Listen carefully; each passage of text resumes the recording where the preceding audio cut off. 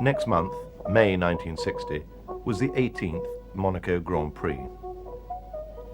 Rear-engine cars had made their mark the previous year, culminating in Jack Brabham's Cooper Climax, winning the World Championship. The first Grand Prix of the 1960 season had been the Argentine, where Bruce McLaren in a Cooper took up where he left off in 1959 by winning from Cliff Allison's Ferrari.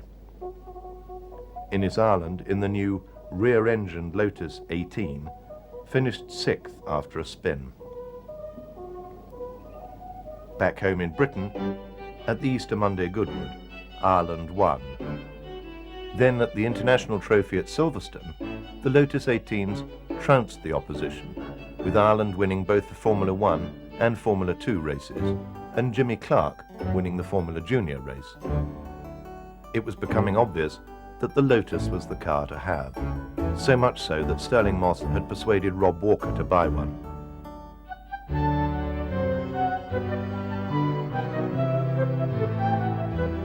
And so on the Thursday morning, in a little Monaco back street, I found the Yeoman Credit team making some last-minute preparations.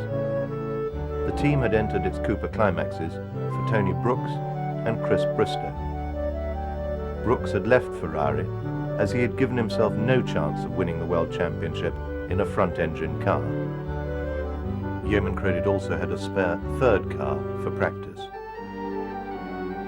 This was my third visit to Monaco, and I was enjoying it more each time. On the harbour are the main grandstands opposite the pits, which are under the trees between the start area and the return leg of the course. Then on to the gasworks hairpin, where the circuit joins the normal traffic route back to Saint-Devote. Up the hill, past Rosie's Bar, to the casino. The cars then vanish into the town through a series of corners and past the railway station.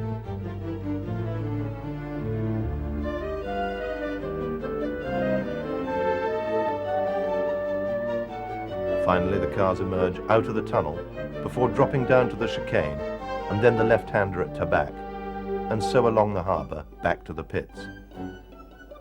In the paddock, Graham Hill watched Stirling Moss try his new Rob Walker-entered rear-engined Lotus 18.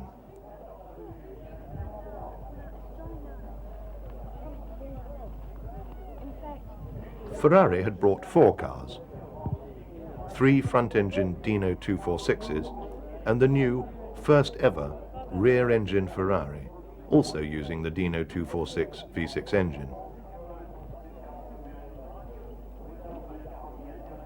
Another new car was the American-built Scarab. This front-engine car housed a 4-cylinder engine with desmodromic valve gear mated to a 4-speed Chevrolet Corvette gearbox.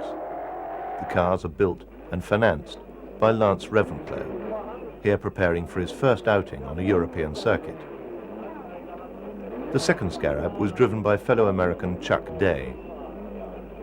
The Scarabs are beautifully prepared and built, but were obviously overweight, underpowered, and quite clearly already out of date. Cliff Allison was driving the front-engine Dino 246, with its engine now turned to the right instead of the left. It also featured a new gearbox and final drive and independent rear suspension by double wishbones and coil springs.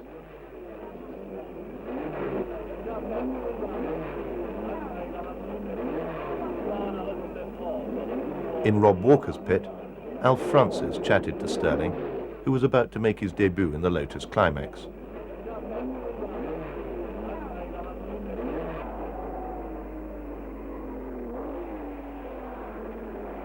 Betty Walker checked the times of the competition.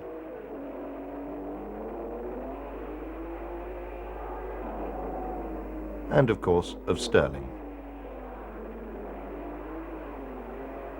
But due to an electrical fault in the timing gear, the official timekeepers had to declare the whole session null and void. Wouldn't happen at Goodwood, I thought to myself, as I wandered back to Rosie's for an aperitif before dinner.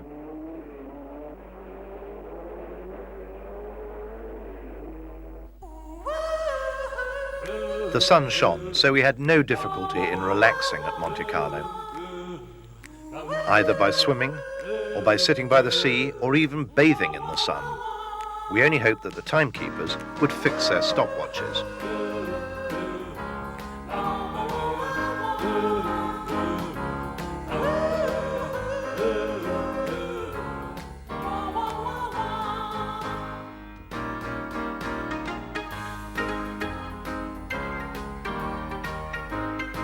The final practice session was on the Saturday evening.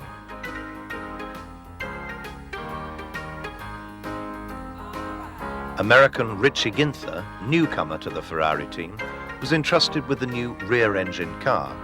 Von Trips and a rather sleepy Phil Hill had their engines in the proper place. 24 entries had been accepted, but only the fastest 16 cars would be allowed to start the race. This, combined with the abandoned first practice, meant that this session was to be particularly frantic. Phil Hill seemed to have woken up.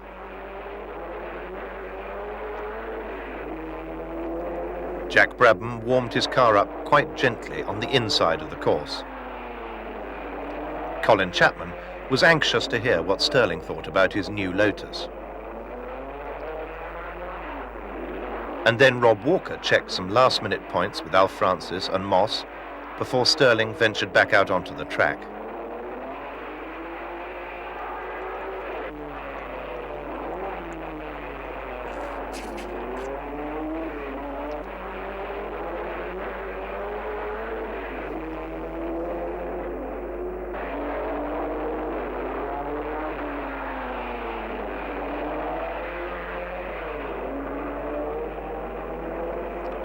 Now no longer with the Walker team, Maurice Trintignant was trying all he knew to qualify Scuderia Centro Sud's Cooper Maserati, finally just taking the last place.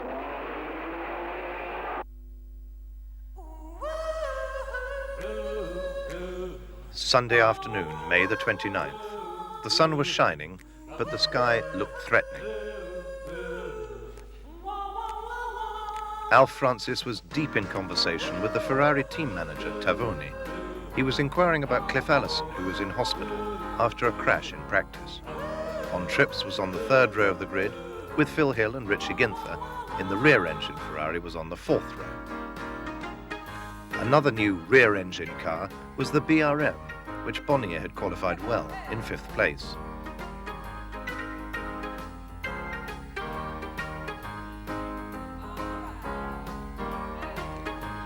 Tony Brooks qualified third and Chris Bristow fourth in the beautifully turned out Yeoman Credit Coopers.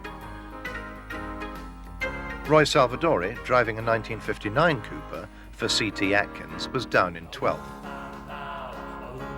The Works Cooper team had the world champion Jack Brabham in second, but teammate Bruce McLaren had struggled in practice and lined up only 11th.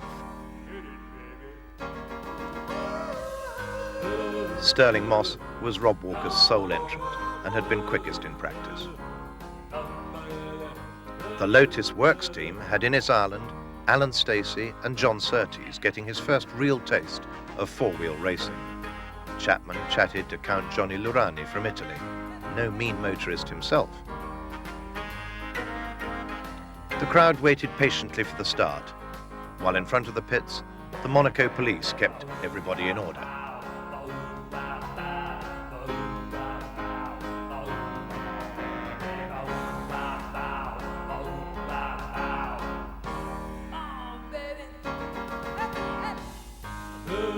Louis Chiron, winner here for Bugatti in 1931, had the benefit of his experience to pass on to Stirling.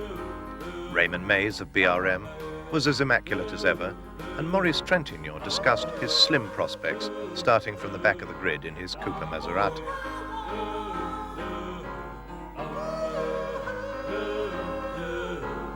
Prince Rainier and Princess Grace did a tour of the circuit before the race.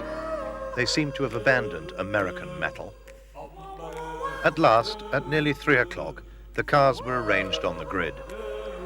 In pole position was Moss in the Lotus, with a time of 1 minute 37.7. The slowest was Trintignant, with a time of 1 minute 39.1. Even this was half a second better than last year's quickest time.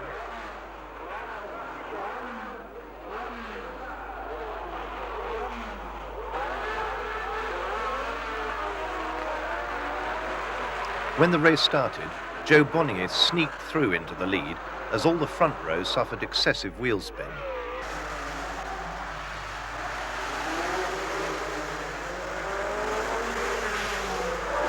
Into station hairpin on the first lap, the order was Bonnier, Brabham, Moss, Brooks, Bristow and the rest of the field nose to tail.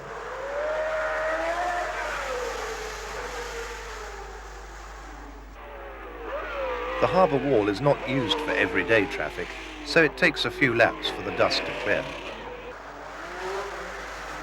Second lap, still Bonnier, Brabham, Moss, then Brooks, Phil Hill, Bristow, Ireland and Graham Hill. A gap to Surtees and McLaren. And then another gap to Salvadori, Ginther, Trintignant, Von Trips, Gurney and Stacey completing the 16 starters. At the end of lap 2, the cars had strung out a little.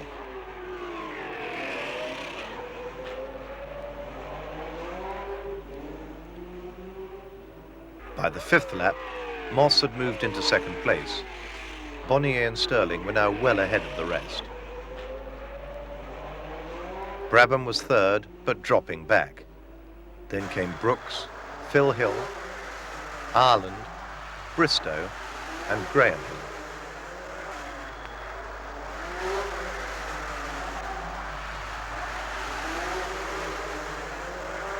At intervals, Bonnier waved Moss past, but Sterling said, "No thanks, you've got yourself there, you set the pace."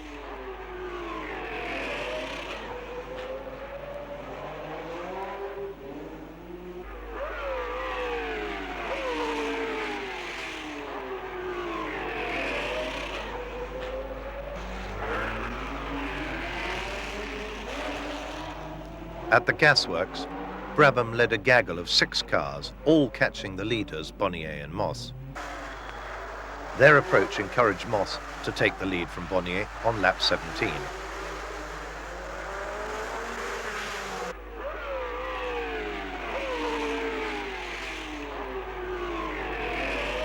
Sterling immediately began to draw away, while Bonnier found Brabham, Brooks and Phil Hill filling his mirrors.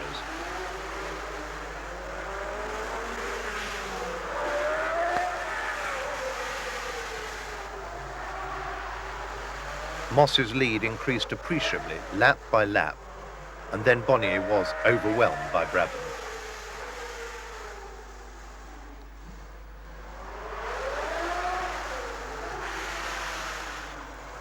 And then on lap 28, the threatened rain began to fall.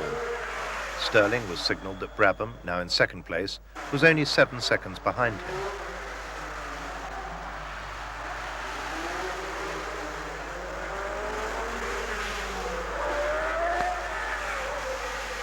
Moss slowed to a sensible pace, but Brabham continued to push and caught and passed him. The order was now Brabham, Moss, Bonnier, who had lapped the rear-engine Ferrari of Ginther in last place. The rain which fell on the polished tarmac turned the Monte Carlo streets into an ice rink. Brabham spun at Saint-Devote, hit a wall and bent the chassis of his coupe. Moss's caution had been justified. He was back in the lead, leaving Jack to walk back to the pits, wondering about what might have been.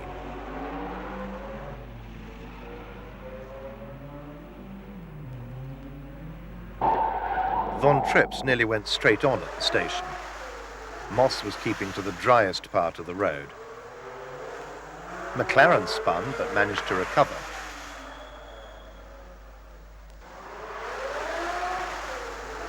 Phil Hill did likewise, but kept the Ferrari's power on and executed an impressive recovery.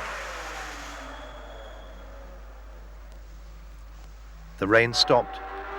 Bonnier motored on in second, now 14 seconds behind Moss. McLaren and Graham Hill in third and fourth were being caught by Phil Hill until he nearly overdid it again. By lap 50, half distance, all looked well for Moss. Bonnier in second lapped Von Trips's Ferrari. Ireland's Lotus had been misfiring for a long time, and now, Going up the hill by the Hotel de Paris, the engine cut out altogether. Down to the station, Phil Hill had taken third, but could not shake off McLaren. Graham Hill in the BRM was fifth. At the casino, cars were passing much less frequently now, only 8 cars still racing. Von Trips had retired with clutch failure, and egged on by his shirt-sleeved friend John Dalton, Innes Ireland had decided to push his car back to the pits, some 1¼ miles away. Had he stopped to look at the engine, he would have seen that it had only cut out due to the magneto-earthing wire chafing through on the rev counter drive.